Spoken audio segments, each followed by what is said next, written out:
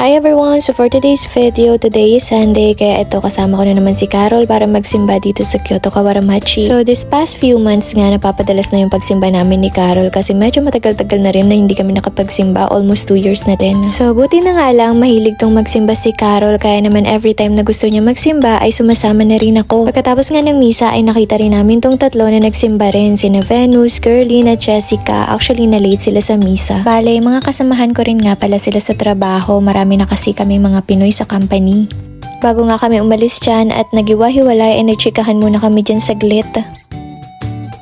Bago nga pala kami dyan umalis ay naisip pa nitong mga kasama ko na pumunta sa unahan para magpa-bless kay Father. Well, actually hindi talaga ako nagbe-bless dyan pero sumama na rin lang ako kasi gusto talaga nitong mga kasama ko. Pagpunta namin nga sa may unahan ay sobrang dami pa rin ng tao kaya ang ending hindi pa rin kami nakasingit. Bali ngayong araw nga din pala ay maraming mga baby yung mga binibinyagan dito kaya nakita ko tong baby na to na sobrang cute. Actually hindi ako sure kung ilang bata yung bininyagan kanina pero ito na lang yung baby na naabutan ko at sobrang cute pa rin niya hanggang ngayon. Hindi ko nga alam kung ano ba talagang lahi nito pero nung naririnig ko yung nanay niya nagsasalita is spoken dollar kaya feeling ko talaga American. So dahil nga sobrang busy dyan ni Father ay hindi na kami dyan nakasingit kaya naisip na lang naming umalis kasi may bibilin pa kami sa Philippine store.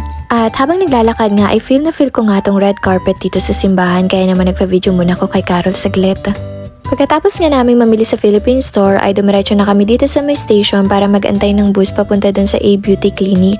Nagluloko nga pala yung phone ko dyan nung mga time na yan kaya naman hindi ako makagamit ng data at para makapag-Google Map buti na lang kasama ko tong si Carol kaya hindi kami naligaw. Since may data pa nga siya siya na muna yung nag-take charge para mag-Google Map kasi nga wala na akong data. Nakasakay na nga kami dito sa may bus at grabe sobrang init ng mga time na yan pero nakapag-selfie pa ako dyan ha. Bali sa Umiya Gojo nga pala yung pinaka-exact address na pupuntahan namin at first time din namin pumunta dito. Bale, pwede din pala kami sumakay ng train papunta ng Umiya Station pero naisip na lang naming mag-bus para hindi masyadong hassle. Nandito na nga kami sa building ng A-Beauty Clinic at papunta kami dyan sa 6th floor kasi nasa 6th floor pa pala yung clinic nila. Actually, bago nga kami nakarating dito sa building na to, maraming building pa yung nadaanan namin at nagkanligaw-ligaw pa kami nung mga time na yan.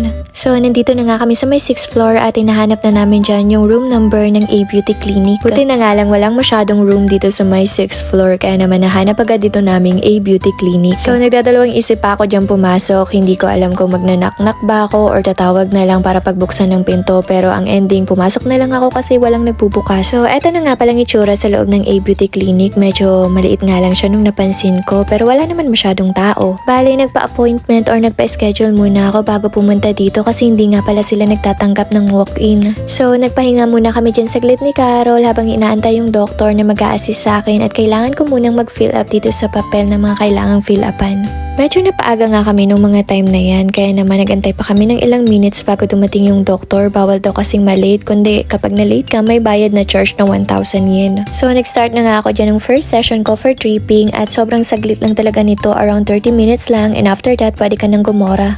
So since Sunday nga ako nag-start dyan, kailangan kong bumalik dito every Sunday hanggang matapos yung session. Pagkatapos nga ng glutadrip ko dyan ay umalis na kami dito sa A-Beauty Clinic at sumakay na ng bus para pumunta ng Kyoto Kawaramachi. Gusto pa kasi namin dyan kumala ni Carol kaya naman kahit sobrang init ay hindi kami papaawat. Init lang yun girl. At habang papunta nga kami ni Carol dun sa pinakasikat na river dito sa Kyoto Kawaramachi ay dumaan muna kami saglit dito sa may Gongsha para bumili ng pampalamig. Actually, minsan lang talaga kami bumili ng mga ganitong drinks na medyo mahal pero tinodo na talaga namin nung mga time na yan kasi summer is real. Okay lang naman medyo mahal, at least nag-enjoy ka. Kaya naman habang naglalakad kami dito ni Carol sa sikat na river ng Kyoto Kawaramachi ay feel namin dyan yung pictorial. Grabe, every time na pumupunta talaga kami dito sa may Kyoto River ay napakaraming tao at higit sa lahat maraming mga foreigner na makikita ka. Feeling ko talaga every time na pumupunta ako dito nare-relax ako kasi napakaganda ng lugar na to at pwede ka din dito mag-picnic. Actually, nakailang pabalik-balik na ako sa lugar na to pero hindi pa rin talaga ako nagsasawa kasi nakaka-enjoy talaga kapag nandito ka. Bale, pumunta nga din pala kami ni Carol dito sa pinakababa ng tulay para mas tanaw yung mga magagandang views. Mas marami ka pa kasing makikitang mga magagandang danawin kapag nandito ka sa baba ng tulay. Inabot na nga kami dyan ng gabi ni Carol, kaya naman naisip na lang namin kumain ng dinner dito sa may restaurant na to para hindi na kami magluluto at magpapahinga na lang pag-uwi. Eto nga pala yung mga in-order namin, grabe sobrang dami, gutom na kasi kami nung mga time na yan. Isa nga din pala tong restaurant sa pinakagusto kong kainan kasi sobrang sarap ng mga menu dito. Pagkatapos nga namin kumain dyan ay naisip na namin umuwi ni Carol, hanggang dito na lang, bye!